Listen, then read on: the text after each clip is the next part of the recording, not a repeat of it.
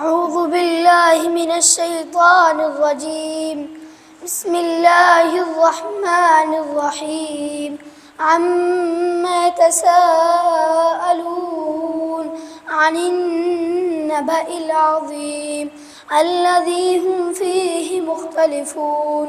كلا سيعلمون ثم كلا سيعلمون.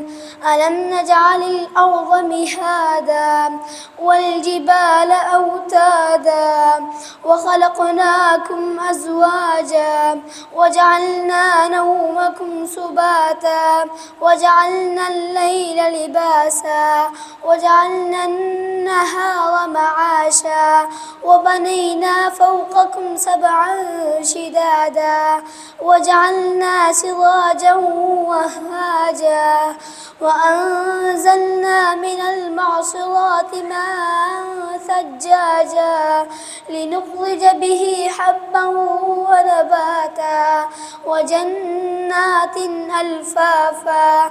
إن يوم الفصل كان ميقاتا يوم ينفخ في الصور فتأتون أفواجا وفتحت السماء فكانت أبوابا وسيرت الجبال فكانت سرابا.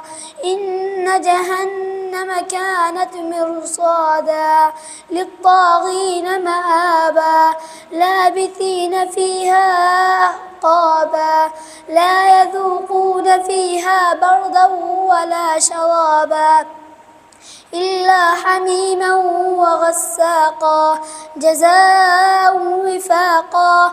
إنهم كانوا لا يرجون حسابا وكذبوا بآياتنا كذابا وكل شيء أحصيناه كتابا فذوقوا فلن نزيدكم إلا عذابا.